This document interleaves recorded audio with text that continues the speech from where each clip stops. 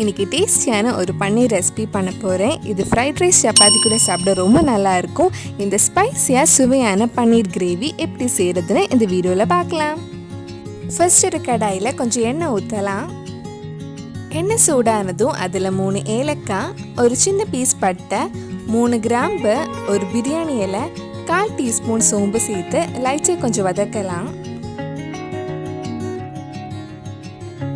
இப்போ இதில் சின்னதாக கட் பண்ண 3 பெரிய சைஸ் வெங்காயம் ஆட் பண்ண போகிறேன்.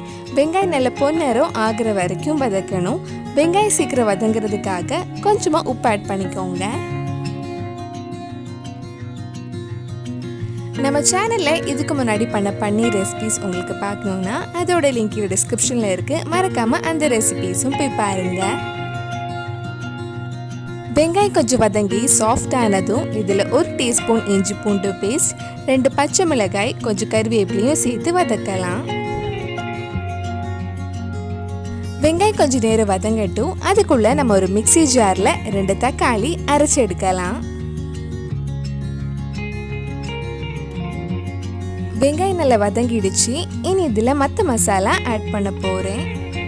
இது கூட 1/4 டீஸ்பூன் மஞ்சள் பொடி, 3/4 டீஸ்பூன் மிளகாய் பொடி, 2 teaspoon மல்லிப்பொடி, 1/4 teaspoon garam masala, 1/4 teaspoon ஜீரக பொடி சேர்த்து அந்த மல்லிப்பொடி மிளகாய் பொடி பச்சை வாசனை போகிற வரைக்கும் கொஞ்சம் நேரம் வதக்கலாம்.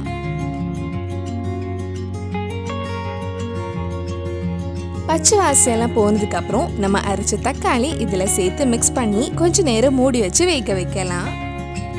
உங்களுக்கு எவ்வளோ கிரேவி வேணுமோ அதுக்கேற்ற மாதிரி தண்ணி இதில் ஆட் பண்ணிக்கோங்க. நான் 1 கப் கிட்ட தண்ணி நம்ம தக்காளி அரைச்சி அதே மிக்ஸி ஜாரில் எடுத்து இதில் ஊற்றிருக்கேன்.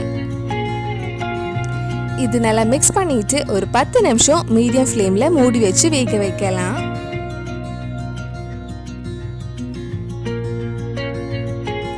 டேஸ்ட் பார்த்துட்டு தேவைப்பட்டால் கொஞ்சம் உப்பு ஆட் பண்ணிக்கோங்க.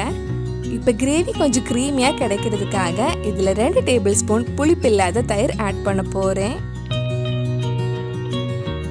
இதெல்லாம் சேர்த்து நல்லா மிக்ஸ் பண்ணதுக்கப்புறம் ஒரு 2-3 நிமிஷம் லோ ஃப்ளேமில் இருக்கட்டும்.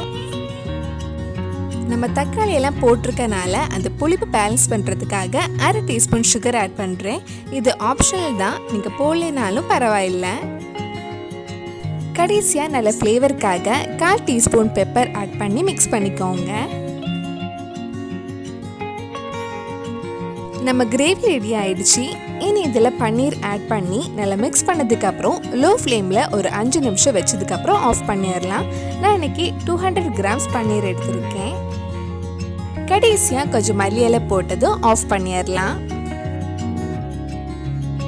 சுவையான பன்னீர் கிரேவி ரெடி ஆயிடுச்சு. கண்டிப்பாக நீங்களும் இந்த ரெசிபி உங்கள் வீட்டில் செஞ்சு பாருங்கள். பிடிச்சிருந்தா இந்த வீடியோவை லைக் பண்ணுங்கள், உங்கள் ஃப்ரெண்ட்ஸ் அண்ட் ஃபேமிலிக்கு ஷேர் பண்ணுங்கள். வேறு நல்லா ரெசிபி நம்ம சேனலில் ட்ரை பண்ணலான்னு கீழே காமெண்ட் பாக்ஸில் சொல்லுங்கள். நீங்கள் இன்னும் என்னோட சேனலை சப்ஸ்கிரைப் பண்ணலைன்னா மறக்காமல் சேனலையும் சப்ஸ்கிரைப் பண்ணுங்கள். கூடவே அந்த பெல் ஐக்கனையும் ப்ரெஸ் பண்ணால் நான் புது வீடியோ போட்ட உடனே உங்கள் ஃபோனுக்கு நோட்டிஃபிகேஷன் வந்துடும்.